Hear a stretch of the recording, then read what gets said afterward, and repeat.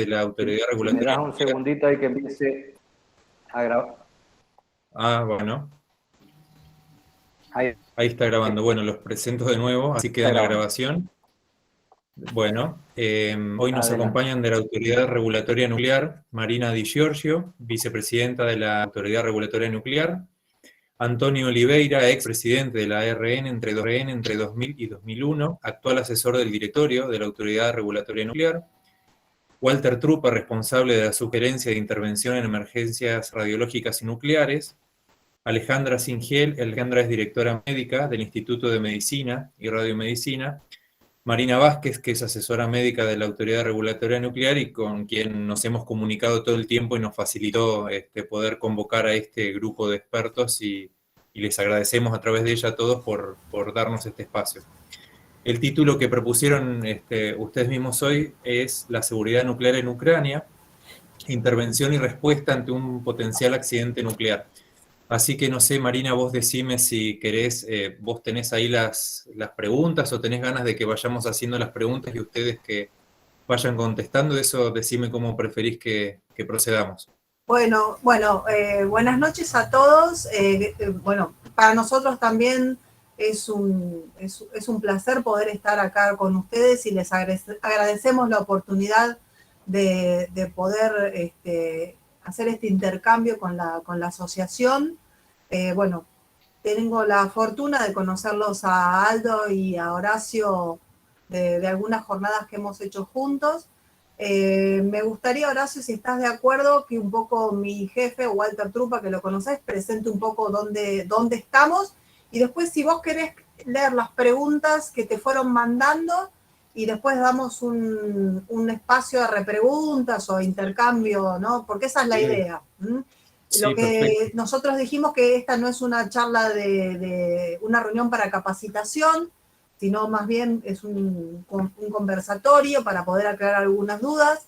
Desde ya les ofrecemos a todos aquellos que les interese o quieran ahondar más, tenemos en la página web, por lo menos hay dos cursos, uno para primeros respondedores y un videocurso que de hecho lo están publicitando en la ATA, sobre intervención en emergencias radiológicas. Ambos son virtuales, autoadministrables, y eventualmente, si después más adelante queremos quedar con alguna capacitación, lo podemos conversar con la ATA sin ningún problema. ¿Sí? Walter. Gracias, buenas noches a todos. Bueno, un gusto, como dijo Marina, poder compartir este conversatorio también para escuchar ¿no? propuestas, ideas y sugerencias. Yo estoy desde mi domicilio en este momento, pero digamos, lo que ustedes pueden ver allí, donde se encuentra Marina Vázquez, Marina Di Giorgio, Adrián Pérez y Antonio Oliveira, es la sala de situación del Centro de Control de Emergencia de la Autoridad Regulatoria Nuclear. Ese es el sitio donde, bueno, tenemos montado el centro de operaciones en caso de una emergencia, tanto sea radiológica como nuclear. Y bueno, lo utilizamos normalmente para múltiples reuniones, y una de las cuestiones más importantes que tiene este centro es, funcionaría digamos, como un comité, digamos, de crisis en caso de que fuera necesaria una convocatoria, y allí es donde se tomarían algunas de las decisiones respecto a, bueno, cómo sería el desarrollo de la respuesta. Así que esa sala es específicamente para ese uso. Ustedes no lo pueden ver, pero digamos, al frente de ellos hay dos enormes pantallas donde podemos ver información de todo tipo que llegue al Centro de Control de Emergencias, y allí poder tomar decisiones en función de esa información que vaya llegando allí. Así que, bueno, esa es un poco la introducción, y aprovechamos, digamos, ese espacio que tenemos allí en la Autoridad Regulatoria Nuclear para, bueno, desde allí promover cuestiones relacionadas con la respuesta en emergencias. Y como Marina bien mencionó recién, hay cursos de capacitación que son importantes que ustedes conozcan para aquellos que quieran ahondar o profundizar en estos aspectos, y que, bueno, en la medida que sea de interés de ustedes, obviamente podrán acceder a esa información a través de la página web, o a través de Marina, o a través mío. Así que una vez más le doy la bienvenida. Bueno, quedamos abiertos a las cuestiones o preguntas que se quieran hacer. Bueno, gracias Walter. Si querés, si quieren, Marina, empiezo con las preguntas que ustedes les habían llegado y así van ustedes, cada uno va interviniendo. Una de las preguntas que nos había llegado es ¿en qué instancia del pregrado se forma a los equipos de salud en competencias sobre este tema que vamos a abordar hoy? Bueno, con respecto al pregrado en medicina, digamos, no existe en la currícula específicamente una materia o algo que se dedique específicamente al tema de radiaciones ionizantes. Pero hace ya unos cuantos años se están dando seminarios por ejemplo, en la Facultad de Medicina, en la UBA, en el pregrado. De hecho, ahora justo la doctora de Negri me contactó para armar la fecha de este año, en la cual los alumnos de estudiantes de medicina tienen contacto, digamos, en forma más profunda con los efectos de las radiaciones ionizantes a nivel de accidentes, etcétera, etcétera. Obviamente, sé que en la materia que es biofísica trabajan ya con radiaciones ionizantes, pero más bien con lo que es rayos X. Así que en pregrado estamos dando estos, hablamos de emergencias radiológicas, de intervención médica, de contaminación radioactiva y demás. Pero no existe en la currícula de estudiantes un módulo específico. Ok, gracias. La siguiente pregunta es ¿qué posibilidades hay de que material radiactivo o radiaciones lleguen a Argentina si ocurriera un incidente nuclear? ¿Puedo contestar? Sí, contesto. Entiendo que la pregunta está relacionada con la situación en Ucrania, ¿no es cierto? O sea, de hecho, donde ha ocurrido un tristísimo episodio ha sido en esa región, y en el marco de lo ocurrido, de haber habido una dispersión de material radioactivo de esa central nuclear que fue atacada, de hecho no lo hubo, la probabilidad de que ese material alcance nuestra región es prácticamente nula. O sea, la distancia, nos encontramos, afortunadamente, entre comillas, es lo suficientemente larga como para que no tengamos ningún efecto por ese episodio en sí. Lo que es lamentable justamente es que haya ocurrido, ¿no es cierto? O sea, ya desde a nosotros, aquellos que ya estamos en el plan de retiro de esta actividad, yo voy a cumplir 45 años en el sector nuclear dentro de unos meses, 2 meses, se nos ha formado en el caso en particular nuestro, el mío, en lo que es protección radiológica, lo que tiene que ver con la protección radiológica de los trabajadores, del ambiente, pero para actividades obviamente pacíficas, o sea, que es para lo cual fueron pensadas estas cosas. Y puedo asegurarles que nos ha sorprendido mucho, ¿no es cierto?, el encontrarnos de un día para otro que hoy en día alguien haya decidido atacar una central nuclear en un episodio en medio de una guerra, ¿no es cierto? Eso a mí me ha desmoralizado mucho. Pensé que me iba a retirar de la actividad con una visión un poco más optimista de la situación, pero bueno, en la práctica, respondiendo a la pregunta, porque si me pongo a hablar se nos va toda la noche, no, de hecho, la probabilidad de que suframos nosotros consecuencias debido a la emisión de material radioactivo de esa central nuclear es prácticamente nula. Me gustaría que me aclares lo de que las extracciones. ¿Perdón? No te entendí. Está silenciado, Horacio. Puedo hablar, lo reconoce. Perdón, gracias. La siguiente pregunta tiene que ver, agradezco la respuesta recién, y la siguiente pregunta tiene que ver con cómo deberíamos actuar en forma preventiva y terapéutica en caso de que haya inmigración o que haya refugiados que vengan a Argentina y que hayan tenido, por ejemplo, una exposición a material radiactivo o a radiaciones en el caso de que vengan para acá luego de un evento así. Bueno, en el caso del accidente...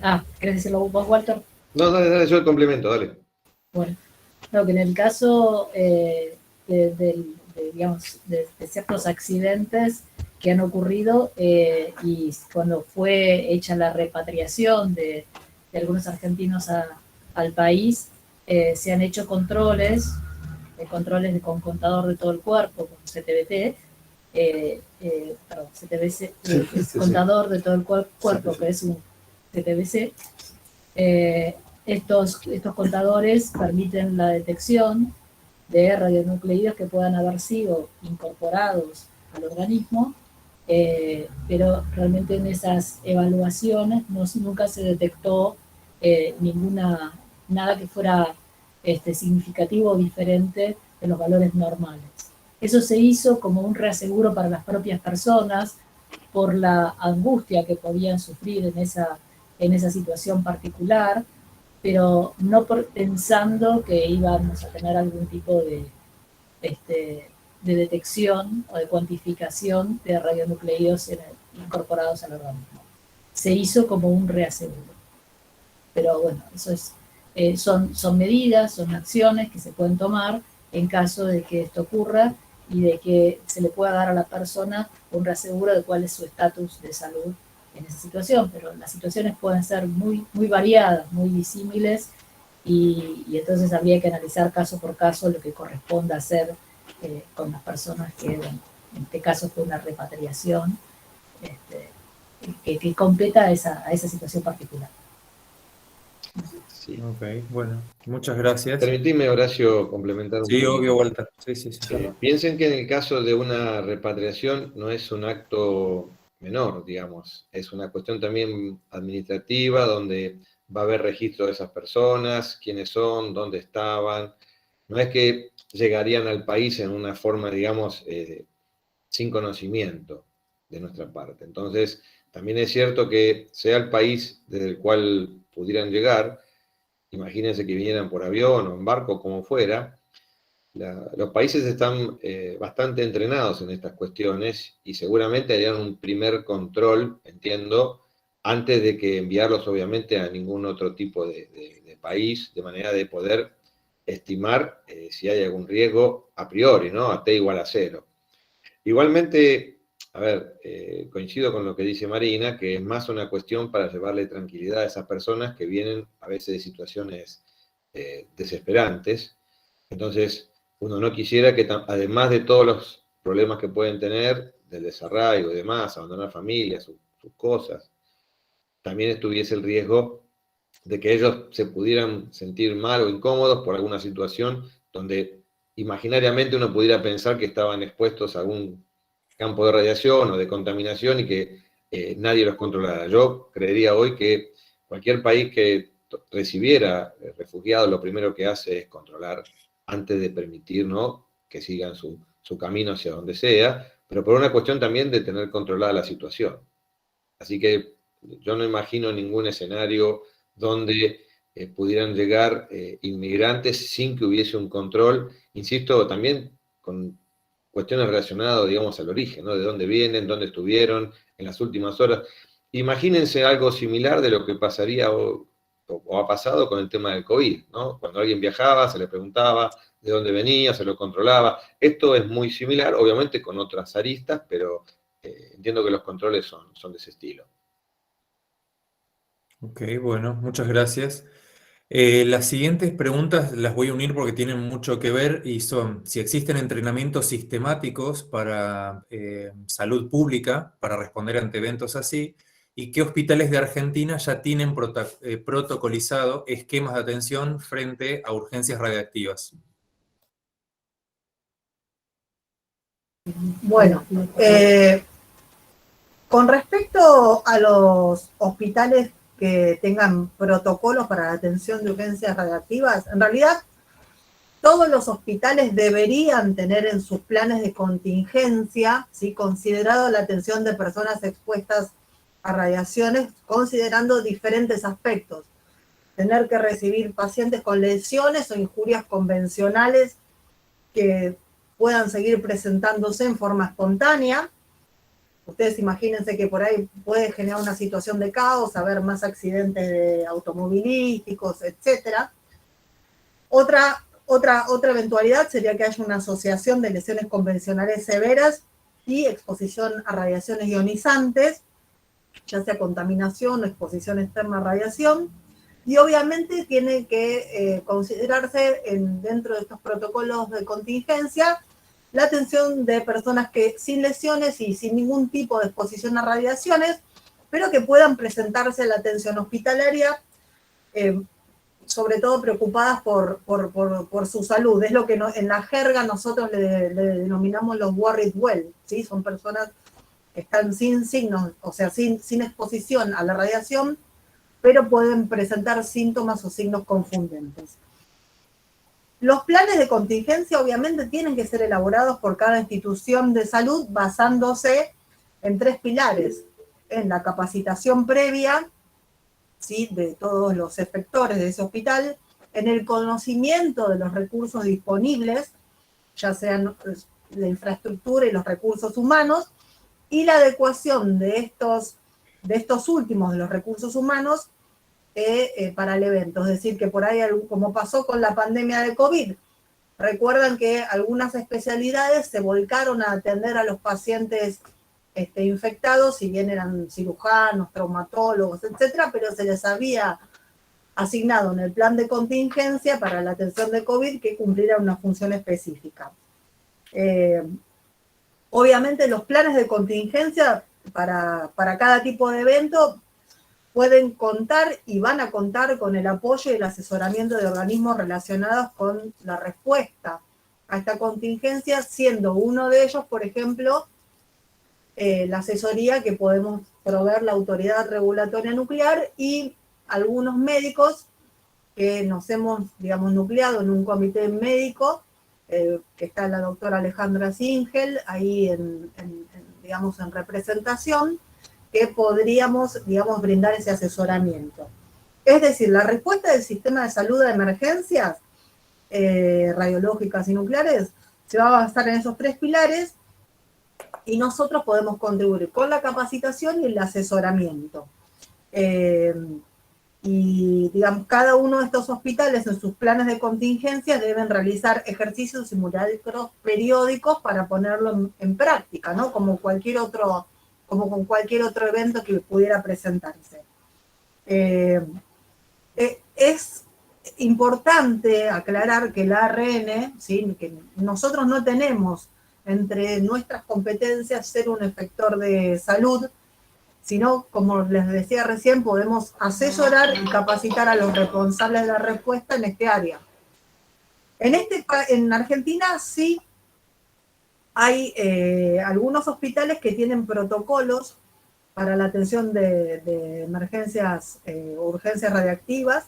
Uno de ellos, por ejemplo, el Hospital de Quemados de la ciudad de Buenos Aires, no sé si todos lo conocen, que bueno, ahí uno puede derivar pacientes con lo que nosotros llamamos lesiones cutáneas o síndrome cutáneo radioinducido.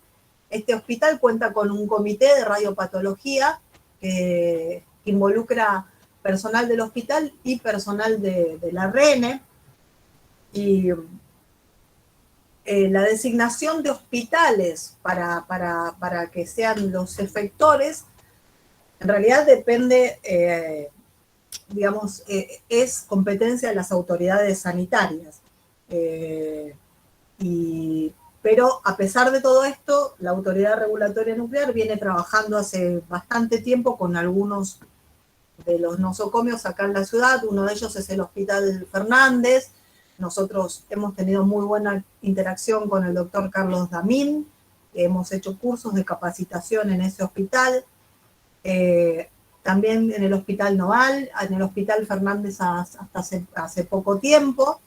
Y bueno, y por otro lado, nosotros lo que podemos decir que podemos brindar capacitaciones, como mencioné al principio, no solamente a los primeros respondidores, sino eventualmente a cualquier hospital que necesite que los ayudemos a revisar sus protocolos de contingencia ante esta eventualidad. Bueno, gracias. Luego hay otras preguntas que tienen que ver en relación a una explosión en una central nuclear y que están relacionadas. Se las menciono todas porque tal vez quieren ustedes hacer la respuesta de todas estas inquietudes porque tienen que ver. Atención inicial en caso de explosión de central atómica, dónde se internan los expuestos y si requieren aislamiento, perdón, y de qué tipo.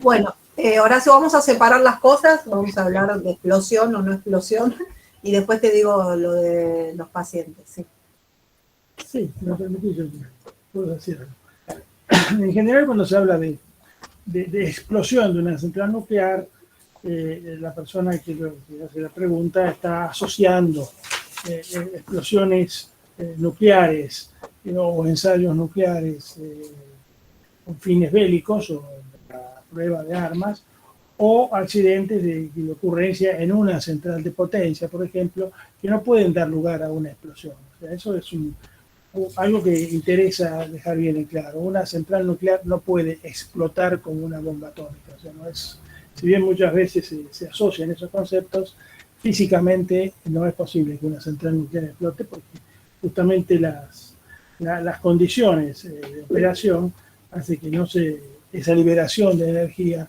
instantánea prácticamente que tiene una bomba no se pueda lograr en una central. De todas formas, de ocurrir un evento que eventualmente provoque liberación de material radiactivo en la central, en primera instancia, y luego hacia el exterior de la central, hay una serie de protocolos que en principio cumple el operador de la central nuclear, o sea, la primera instancia en la atención de la ocurrencia ante un evento de esta naturaleza, la realiza el operador, y luego, de acuerdo a cómo se va desarrollando el evento, van aplicándose distintos protocolos que hacen a ese fin. Claro está, todo va a depender de lo que haya ocurrido, o sea, cuál es el material radiactivo involucrado, la cantidad de material radiactivo involucrado, el tipo de exposición que pueden haber tenido trabajadores o eventualmente público, si es que hay salida hacia el exterior de ese material, si la radiación fue desde el exterior del organismo o si ha incorporado material radiactivo. Hay una serie de circunstancias que hay que analizar prácticamente caso por caso. Pero lo que es importante que la gente sepa es que para cada uno de esos casos sí existen evidentemente protocolos que se practican periódicamente. La gente que está abocada a esa tarea sabe lo que tiene que hacer y bueno, yo creo que en ese sentido tenemos que estar tranquilos. ¿Puedo Sí, complementar, Antonio? Sí. Solo para reforzar lo que comentó Antonio, desde el inicio del concepto, cuando uno imagina que en cierto lugar del país se va a instalar una central nuclear, existe toda la parte de estudios preoperacionales y demás, pero digo, hay que poner de manifiesto la importancia de la seguridad en el diseño. Esto quiere decir, ¿qué elementos de seguridad tiene la propia instalación para situaciones que sean, digamos, provocadas por circunstancias que, bueno, pueden ocurrir como, piensen que es como cualquier industria, ¿no? O sea, se puede romper una bomba, se puede romper un motor, puede pasar algún otro tipo de circunstancia. Pero digo, para cada uno de esos casos, lo que está establecido son mecanismos redundantes. ¿Qué quiere decir?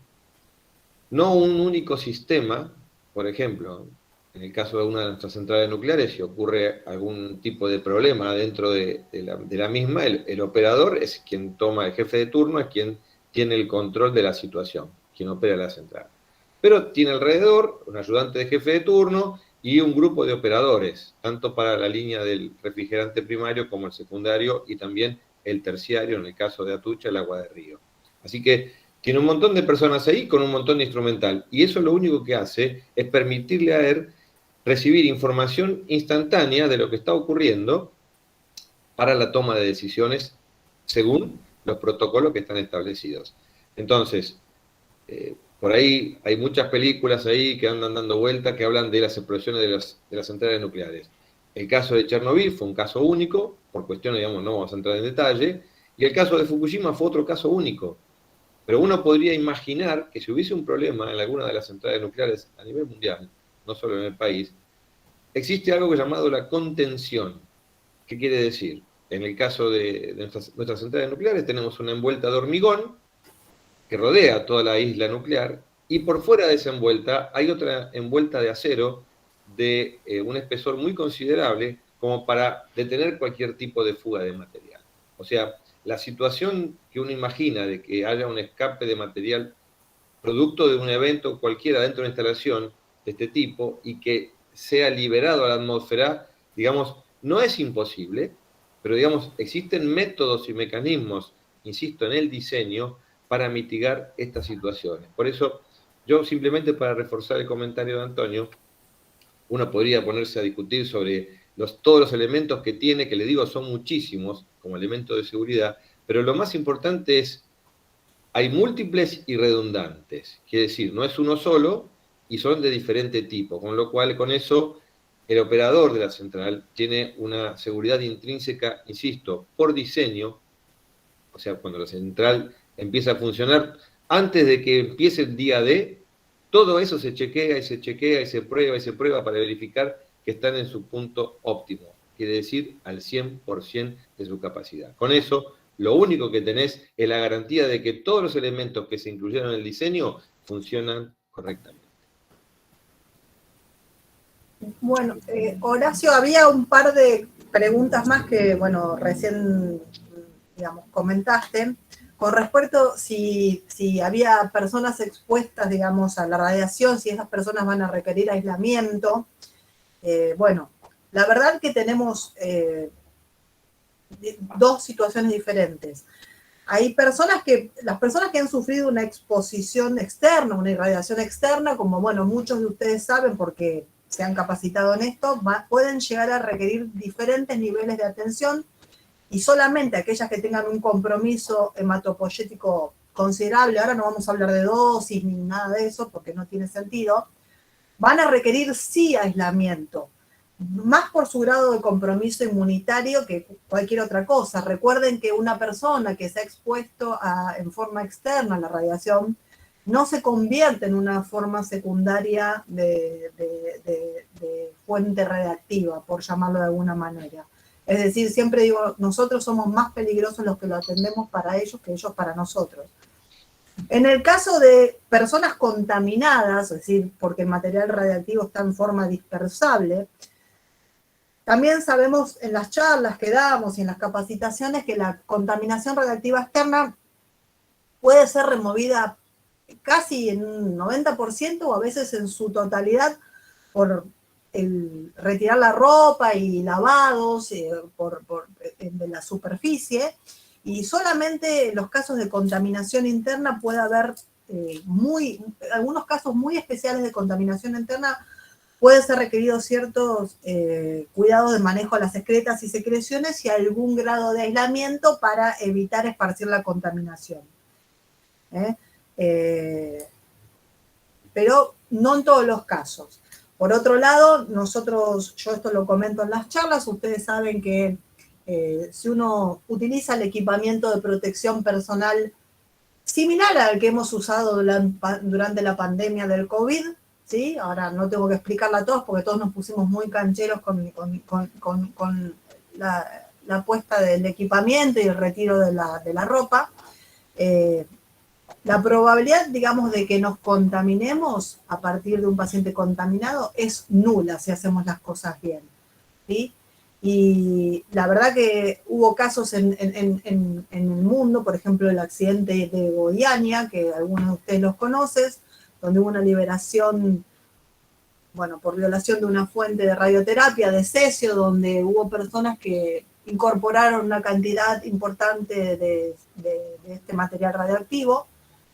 Aquel personal que atendió a las personas con mayor cantidad o mayor compromiso, mayor actividad incorporada, recibieron dosis cercanas a las 5 milisievert, que ni siquiera alcanza la dosis de una tomografía computada. Una tomografía de tórax, abdomen, da entre 15 y 20 milisievert dependiendo de la calidad del equipo y demás, ¿sí?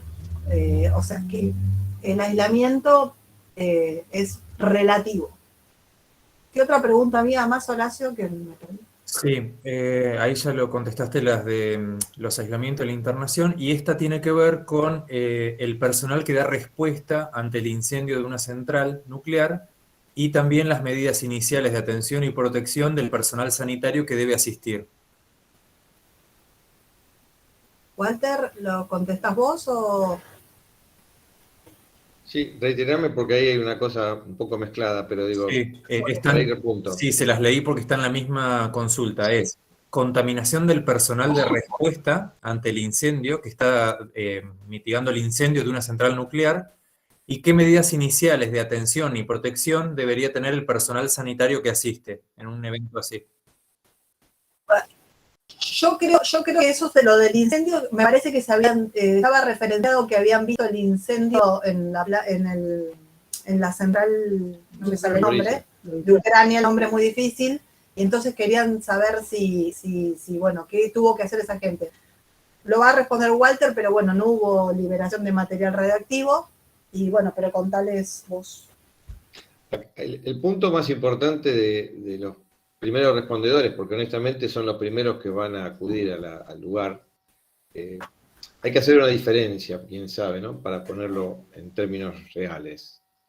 Ustedes saben que en el accidente de Chernobyl, los bomberos fueron los primeros que actuaron en el evento. Pero claro, ahí hubo una dispersión de prácticamente casi el 100%, cerca del 90 y algo por ciento del inventario radiactivo del reactor. Con lo cual, o sea, los niveles de exposición a la radiación y contaminación fueron muy altos. Por eso, una de las cuestiones que hay que remarcar es que esa es una situación, yo diría, puntual y límite. Como les dije antes, podría haber una situación de un incendio en una parte de la central, pero no necesariamente llegaríamos a la liberación, a menos que ocurra lo mismo que en Chernobyl, digamos, donde la contención no pudo detener, digamos, la liberación de material radiactivo, y eso generó lo que generó. Pero, digamos, en el caso de esta central nuclear, en Zaporizhia, lo que se provocó, sí, es la actuación de los bomberos, pero hasta donde yo tengo entendido, no hubo un impacto desde el punto de vista de lo que uno imagina, si lo quisiera comparar con Chernobyl, porque no tiene nada que ver. Las medidas para estos casos siempre son las mismas. O sea, uno puede protegerse de la radiación, pero digamos, utilizar un traje especial, le hace un traje de protección, eso no detiene la radiación, por empezar. Sí podría detener la posibilidad de contaminación, pero no la radiación. Por eso hay que distinguir también esa situación dual, ¿no? O sea, uno puede tener un campo mixto con contaminación y radiaciones, digamos, para las personas que trabajen, pero ahí la única realidad es tomar las decisiones correctas en esos casos para ver cuál es el mal del cual hay que protegerse. Pero digo, para que hablemos de exposiciones a radiaciones elevadas, tenemos que hablar que hubo un problema en la central muy grave y que permitió la salida de una gran cantidad de material radiactivo al exterior, o si es una situación que solamente afecta al interior del reactor, existen diferentes mecanismos, digamos, que pueden usar los respondedores de la central que están capacitados para eso. Y todo va a tener que ver con, si no hay posibilidad de escape de material al ambiente, la contención funcionaría, digamos, de una forma tal que permitiría ciertas acciones de respuesta. Obviamente no todas, por lo que le acabo de decir recién, ¿no? Digamos, la exposición a las personas también, o sea, hay que sopesarla, obviamente, en primer lugar. Pero, digamos, la opción contra la contaminación es un traje de protección con máscaras, uso de máscaras, obviamente, y filtro de partículas y demás, y si fuera necesario, combinado, ¿no? Partículas y gases, etcétera, de manera de proteger contra la contaminación. Contra la radiación, el caso más trivial es el armado de algunos blindajes, generalmente son móviles, que se pueden utilizar con el objetivo de proteger de excesiva radiación a estos respondedores.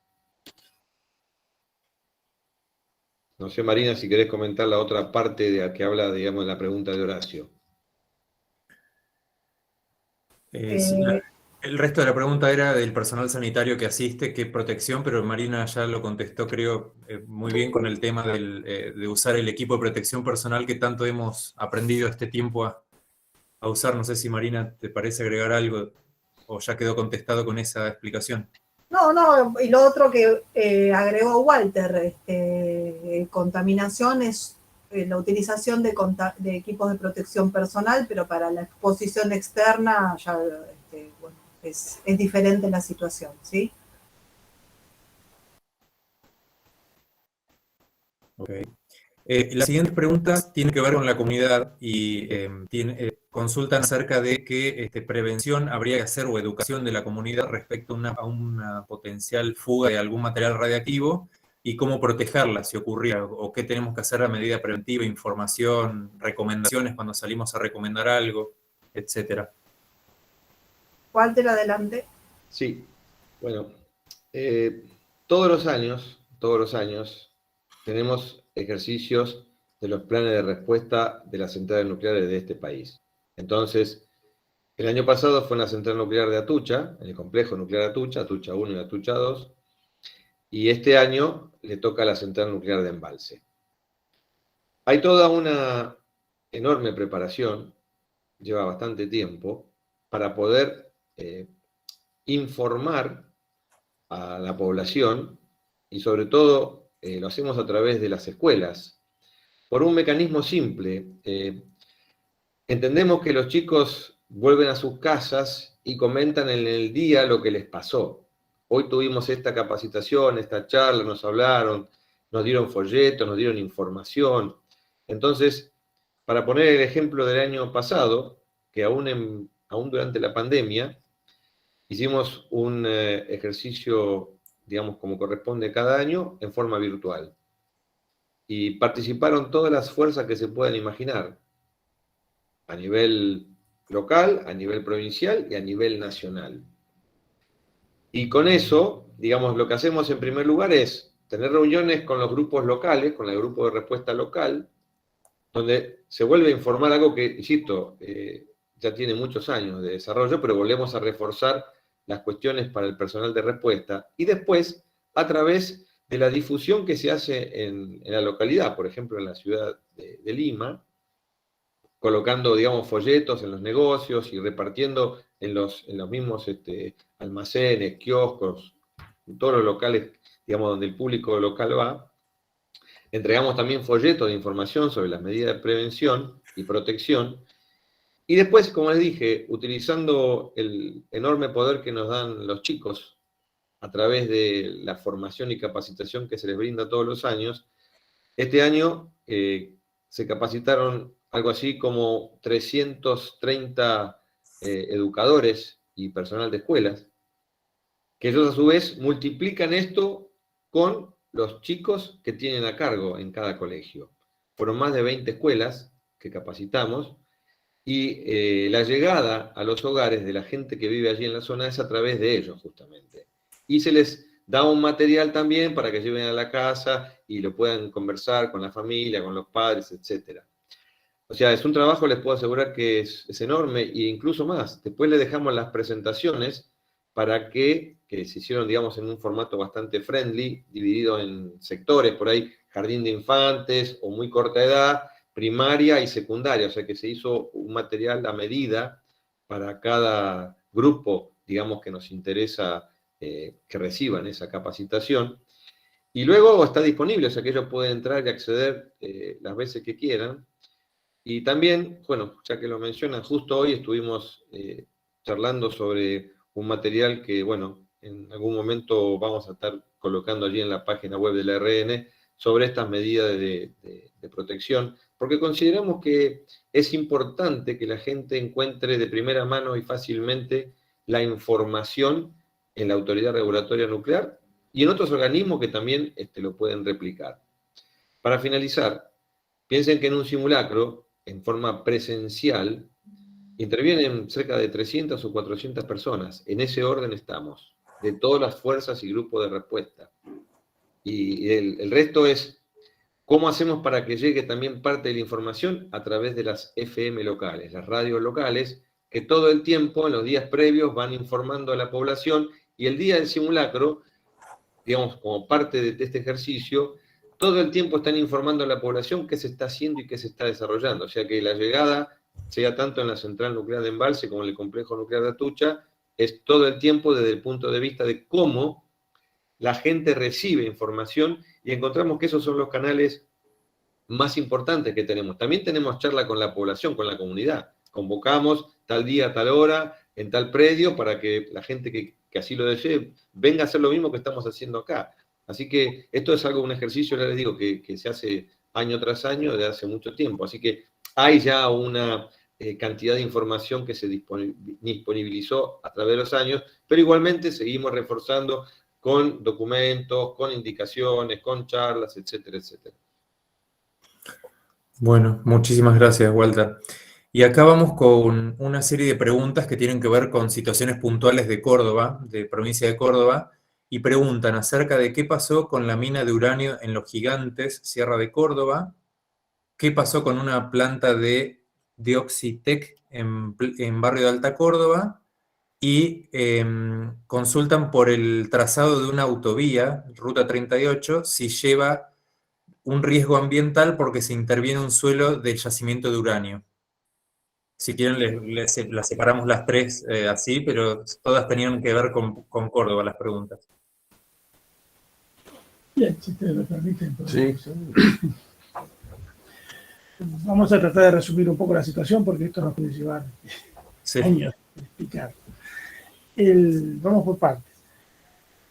El material que está depositado en lo que nosotros llamamos complejo Fabril Córdoba, está bajo la gestión de Dioxitec, es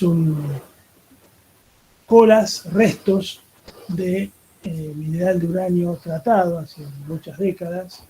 Las primeras experiencias prácticamente que se realizaban en el país en lo que hace a minería de uranio. Y eso comenzó realizándose en un predio que no estaba rodeado por los complejos habitacionales ni nada por el estilo, estaba separado de lo que era la población. Después, con el tiempo, se fue sumando población y, claro, quedó ubicado en un lugar en el que, cuando todavía no se había separado la autoridad reguladora en Argentina de la Comisión Nacional de Energía Atómica, ya se preveía que había que retirarlo de ese lugar para que ese complejo fabril no interfiriera con la población, ¿cierto?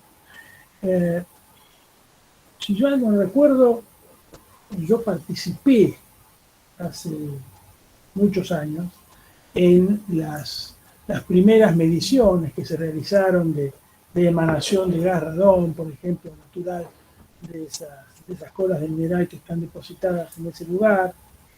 Se hicieron evaluaciones de tipo toxicológico, porque recordemos que el uranio natural, que es el que utilizamos en la República Argentina, en todo nuestro programa nuclear prácticamente, no presenta un riesgo radiológico, sino que básicamente presenta un riesgo toxicológico, ¿no es cierto?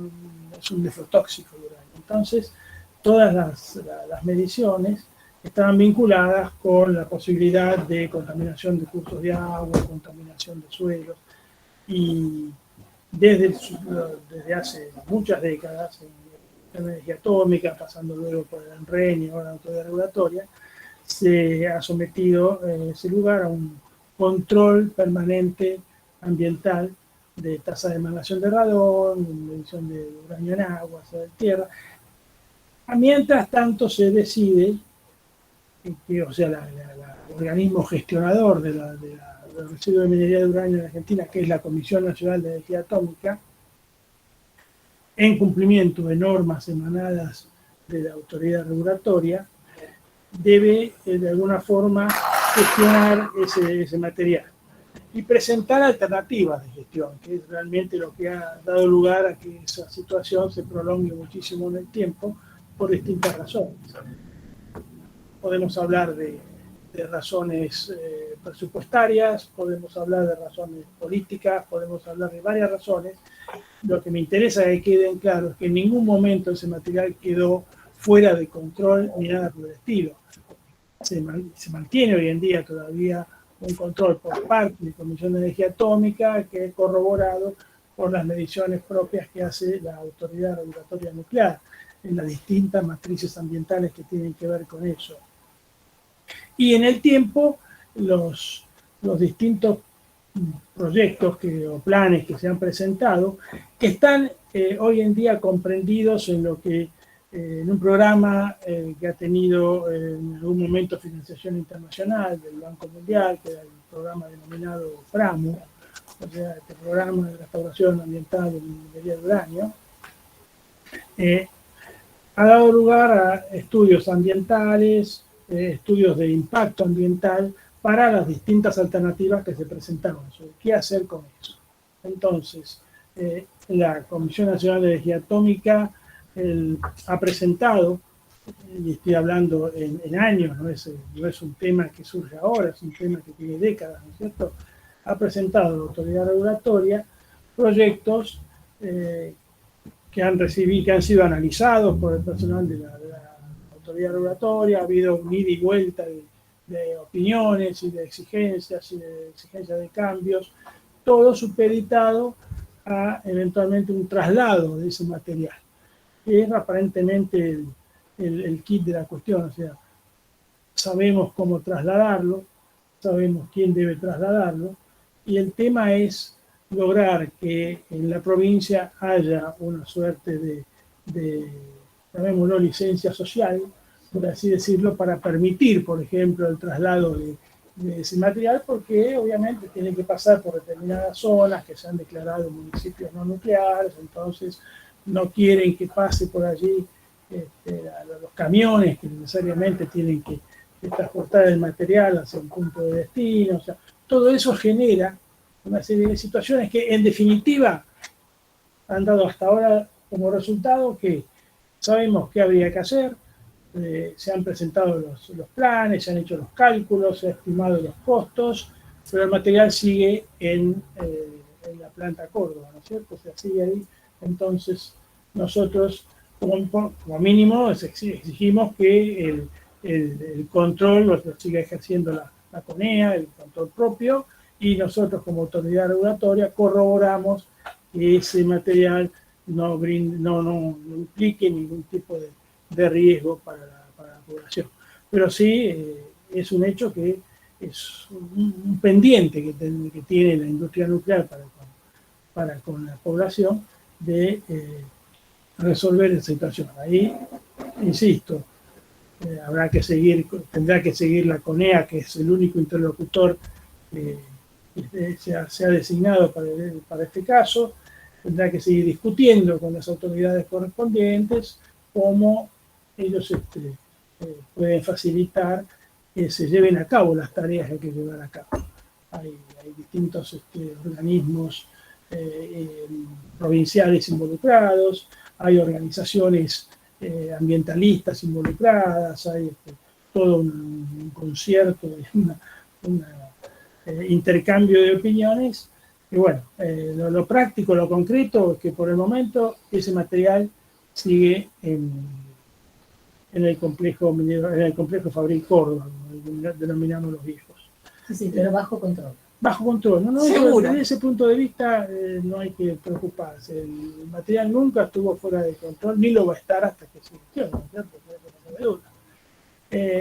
Respecto a los gigantes, la situación es básicamente similar. O sea, los gigantes es una zona donde a mí me tocó ser inspector ocasional en algún momento, hace muchos años, cuando había una empresa, creo que se llama Sánchez Granel, que operaba una planta, una planta de producción de uranato de amonio, ¿no es cierto? La torta amarilla famosa, y luego era tratada en planta Córdoba para producir el combustible, y va a ser que se coloca en los elementos combustibles de las centrales, ¿no es cierto?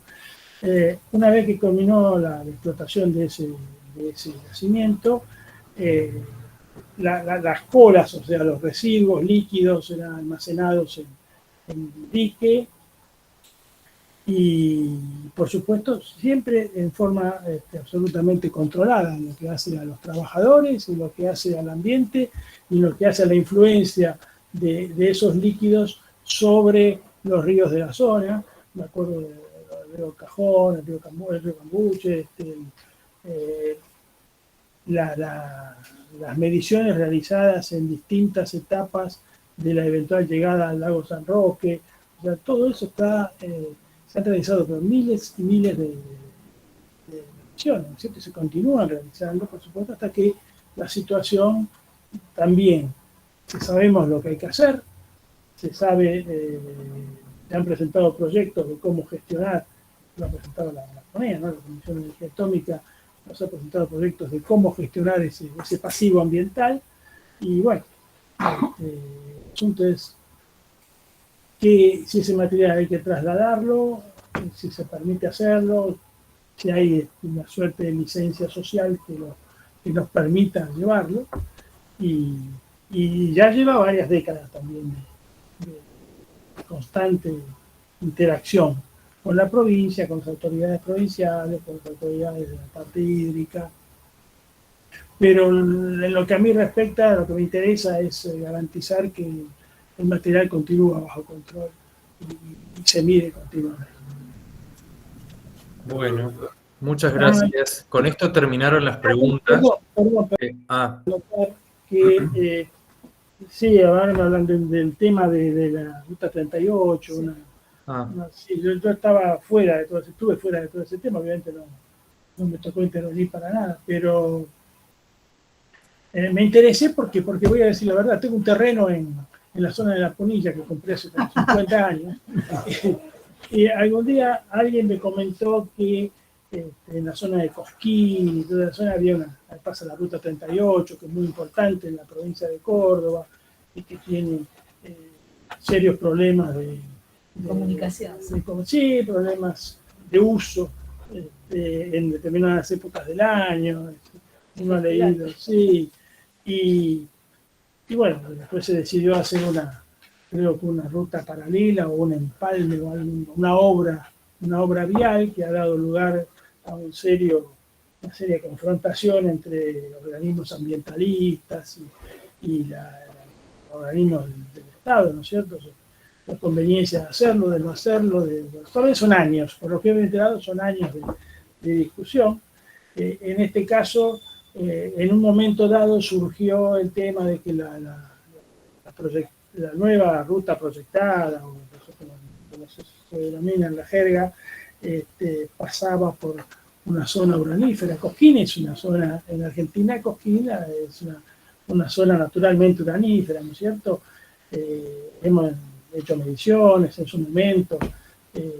Desde ya les puedo asegurar que en lo que hace a interacción con material radiactivo o cosas por el estilo no hay nada de qué preocuparse. Sé que la principal preocupación tiene que ver con otros aspectos ambientales, que tienen que ver con el bosque nativo, con una serie de cosas que no es mi especialidad. Pero bueno, sí, también, como en los dos casos anteriores, ha habido una interacción muy fuerte de personal de la Comisión Nacional de Energía Atómica, que en este caso actúa como asesora, porque eso no es una zona de explotación de la Comisión, sino una zona pública. Y bueno, entre idas y venidas, conversaciones, universidades. En este momento no sé, francamente, cómo está ese proyecto que hace a su ejecución.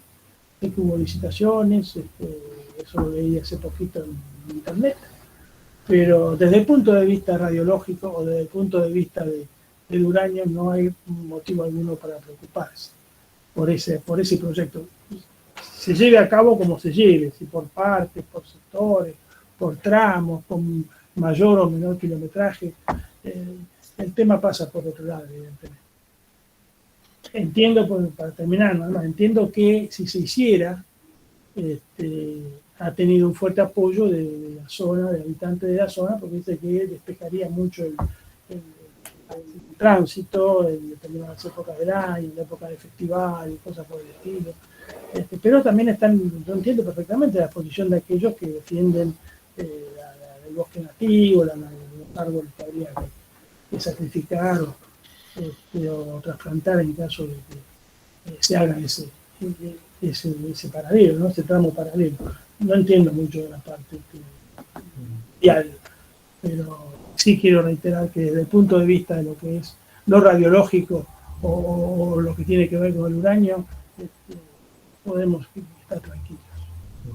Perdón por la interrupción, pero Gracias. tenemos que ir cerrando, Horacio, por una cuestión de Sí, tiempos sí. del MIT.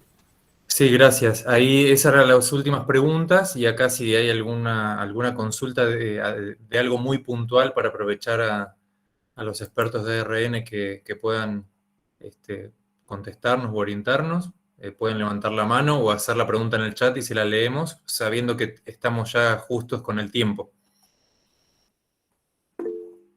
Claudia Starchele, si querés abrir tu micrófono. Buenas noches, bueno, gracias a todos por brindarnos esta charla y a la ATA por convocarlos. Bueno, tenía dos preguntas, voy a hacer una sola. En el caso de la planta de Ucrania, si realmente un misil hubiera impactado sobre alguna de las plantas, ¿hay un modelo de simulación de máxima compromiso de área geográfica y de mínimo? ¿Eso se puede, ustedes pueden tener una apreciación de eso? Igual. ¿Podemos? Voy yo por ahí, sí, digamos, a ver, los diseños de las centrales nucleares contemplan cierto tipo de situaciones. En algunos casos, por ejemplo, para salir de lo que estamos discutiendo, que es la guerra en Ucrania, digo, pero por ejemplo, para poner... Yo mismo quería preguntarlo, perdón, lo quería preguntar por Atucha, en realidad. Correcto, pero voy a poner el otro lado de la balanza, digamos. Para el caso nuestro, por ejemplo, existen cálculos que se han hecho en el pasado, o sea, vuelvo a decir, cuando uno habla de la seguridad por diseño, donde uno podía imaginar qué tipo de situaciones podían ocurrir. Sí. Entonces, una de ellas podría ser, por ejemplo, que una avioneta pudiera llegar a impactar contra un edificio. Y como les dije antes, a diferencia de otro tipo de reactores, en el caso de Atucha, para poner ese caso ya que lo mencionan, recuerden que tiene una envuelta de acero de 5 centímetros de espesor.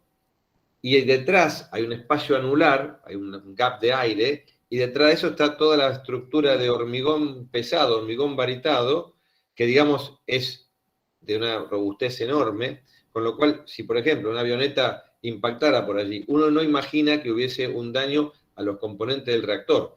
Podría haber un daño, como si te dijese, a la parte de la estructura externa, pero de ahí a que afectara al funcionamiento normal de la central nuclear, eso no está, digamos, no sería tan fácil de conseguir en el tema del cálculo, por una razón simple.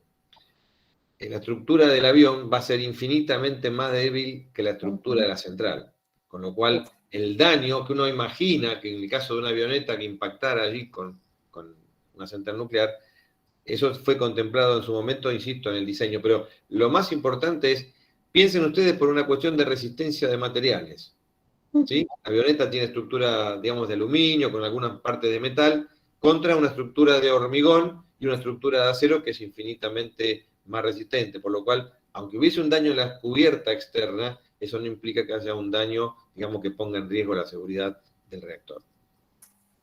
Muchas gracias. O sea, en realidad sería un daño, digamos, al funcionamiento, como esto que usted explicó previamente, o como lo que pasó en Chernobyl. Claro, pero otra vez, es muy difícil querer hacer analogías de lo que pasó en Chernobyl con cualquier otro caso, porque fue un caso único en la historia, producto de un montón de cuestiones que, digamos, son particulares de ese caso. Y si uno quisiera comparar, que tampoco podría, primero que no debería y segundo sería imposible, comparar lo que pasó en Fukushima también es muy difícil de hacer porque es otro evento único, aislado y del cual tampoco había antecedente de algo así. Por eso, uno, dentro del estudio que se hace de factibilidad, incluso para elegir el emplazamiento, hay muchas cuestiones que hay desde el punto de vista del análisis, insisto, antes de que la instalación comience a operar, muchos años antes. Muchas gracias. Por favor. Gracias, Walter y doctora Sterchele. Flavia, ¿querés hacer la pregunta o la leo? No, mi pregunta es porque yo una vez tuve un paciente que me vino a consultar, nunca se supo si fue un intento de suicidio o un sabotaje, que le dieron agua contaminada y nadie le dijo lo que debía hacer. Bueno, yo después lo derivé digamos a E6, qué sé yo, pero el paciente iba caminando por la vida, teóricamente salta, porque la persona sale de la central atómica y suenan las alarmas, hay una intervención judicial, y este paciente, nadie le dijo que si tenía que estar solo, si tenía que estar aislado, cómo tenía que seguir su vida. A ver, ¿qué se hace ante un evento así de una consulta que puede llegar a pasar? ¿Qué le tiene que decir uno a ese paciente? Empieza como terminó. Yo empezaría por donde terminó la historia. Bueno, la historia no sé cómo terminó porque yo no sé cómo terminó porque yo lo derivé. Pero bueno, a mí me llega y el paciente estuvo más de 15, 20 días deambulando por la vida. El paciente en cuestión, claramente, hasta donde tenemos noticias de los autos judiciales, fue una cuestión de sabotaje propiamente dicha, finamente calculada por esa persona en cuestión y otras personas más que le facilitaron el acceso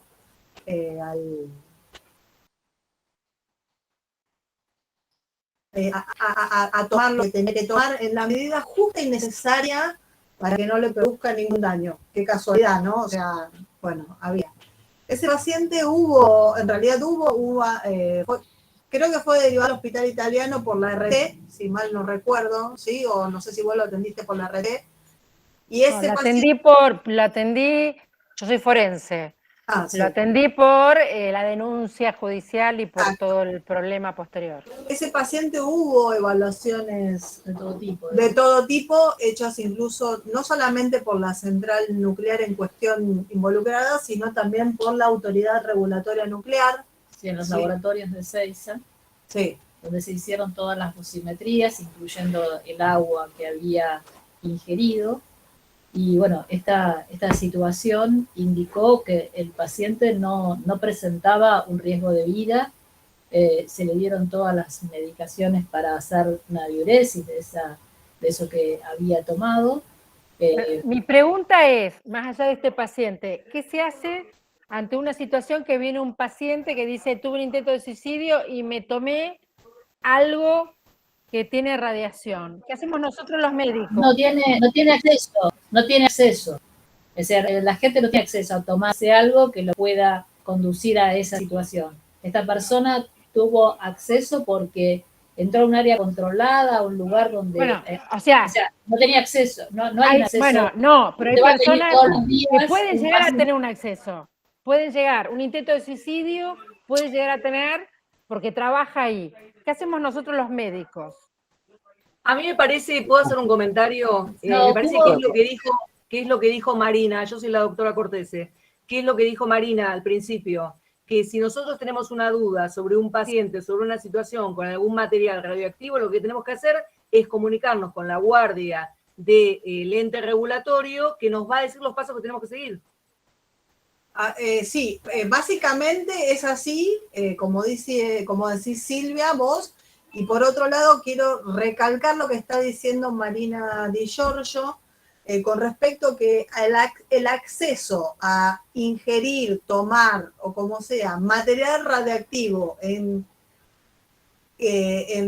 cantidades suficientes como para provocar un compromiso vital de las personas, no es accesible. Incluso, a ver, por ejemplo, te puedo poner el caso de un servicio de medicina nuclear donde, no sé, algún técnico, ¿no? Sí. Tome, qué sé yo, se tome a propósito una dosis de yodo de una cápsula, bueno, digamos, la probabilidad de que esa persona tenga un compromiso de su pronóstico vital es nula. Sí puede haber algunos efectos y para eso, bueno, en tal caso que llegara algún paciente con ese tipo de consulta, se pueden contactar o a través del sistema de intervención en emergencias de la ARN o, ¿sí?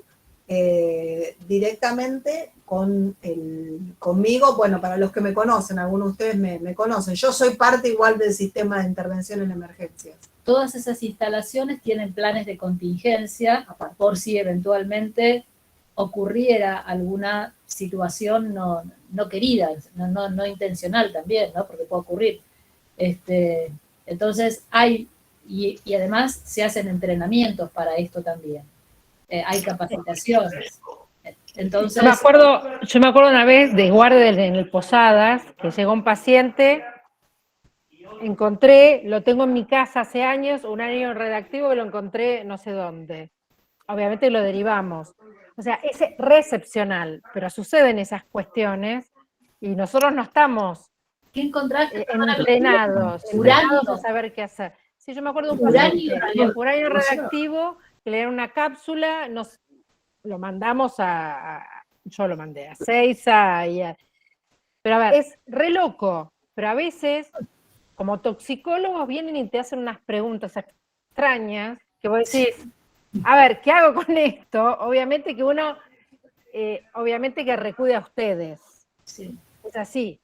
Claro, esa es la importancia del teléfono de guardia que tienen y que es útil, lo atienden y que es lo que nos permite rápidamente, por un lado, responder y lo otro dejarlo ya en manos porque se dispara el sistema directamente con los expertos para hacer seguimiento y aparte ver el evento, dónde obtuvo el material, totalmente, cuál fue y hacer toda la investigación. Son los referentes. Pero a mí me pasó 2 veces en mi vida. Y viste cuando decís, ¿qué hago? Son los referentes y uno acude a ustedes. Pero a veces en el momento agudo decís, wow. Sí. Primero, Flavia, tenés mala suerte porque te tocaron a vos todo. Sí. Bueno, yo te cuento, Horacio no me deja mentir, con Horacio, bueno, tuvimos una interacción por una persona expuesta a radiación, ¿verdad, Horacio? Por la cual vos me contactaste. Horacio se había acordado de cuando se hizo la carrera de especialización del módulo de radiaciones ionizantes que le dimos y se quedó con eso. Así que bueno, tuvimos una interacción, él supo, digamos, a dónde llamar en primera instancia y después logramos hacer el seguimiento conjunto de este paciente en cuestión que vivía por la zona o concurría al hospital donde vos estabas trabajando. Por eso yo considero que estas charlas que estamos teniendo son muy importantes, primero porque nos permite, para nosotros, por lo menos yo siempre dije lo mismo, los toxicólogos son nuestra mano derecha, porque cualquier persona que se exponga a material radiactivo, lo primero que va a llamar va a ser a un centro de toxicología, un centro de intoxicaciones para saber qué es lo que tienen que hacer. Y que nos conozcamos y que tengamos un intercambio fluido de preguntas, de dudas, de ver cómo podemos derivar y, como digo yo, de que ustedes nos ayuden a seguir a esos pacientes desde el punto de vista clínico y con todo aquel know-how que ustedes tienen en cuanto a tratamientos y demás, es importante. Horacio. Permitime un segundo, solo un segundo. Flavia y todos los demás que, digamos, tengan alguna situación de este tipo, basta con ingresar a la página web del RN y lo primero que le va a aparecer es el sistema de intervención en emergencias radiológicas. Y ahí van a tener tanto el teléfono del jefe de turno, como el del alterno del jefe de turno y el del coordinador. O sea que hay 3 personas 24 horas con esos teléfonos prendidos para responder cualquier tipo de circunstancia, obviamente radiológica o nuclear, ¿no? Pero, digamos, el sistema funciona todos los días del año, así que si alguna vez tienen alguna duda o circunstancia, como menciona Flavia, donde tiene aunque sea la duda, es preferible que nos peguen un llamado y vemos qué situación es, y en virtud, obviamente, de la relación que tenga o no, si la tiene con nosotros, obviamente actuaremos, y si no, también podemos ayudarles a ver quién podría ser el sector o el área, si es un tema de salud pública o otras cuestiones que a veces también llaman y no tiene que ver directamente con nosotros, pero uno puede colaborar para que rápidamente se direccione, para que esa persona reciba la atención lo más pronto posible. Así que en la página web, cualquier duda, llegan allí y si entran en la página web ARN ahora van a encontrar que dice cómo informar una emergencia radiológica, ahí están los teléfonos, llaman allí y el jefe de turno o el coordinador o el alterno les van a ayudar para que se tomen las decisiones correctas. Ahí lo puse puse los teléfonos en el chat, ya los copié y los puse en el chat. Muchas gracias. Muchas gracias. Perfecto. Ahí si me permiten, hacemos ahora el cierre de la grabación y continuamos en el diálogo. Nada más que agradecer, haber permitido tener compartir de ideas, que esto ha sido lo útil y lo buscado, saber cómo encaminarlo, cómo tenerlos, así que a todos los que nos han acompañado y específicamente en el área específica de la ARN, muchísimas gracias desde la Asociación Toxicológica y bueno, están las puertas abiertas para que sigamos trabajando en conjunto en esto que puede dar respuestas a la comunidad, que es lo fundamental. Muchísimas gracias. Y lo bueno y lindo es conocernos. Más allá que por el Zoom sería más lindo personal, pero bueno, qué lindo es que conocernos.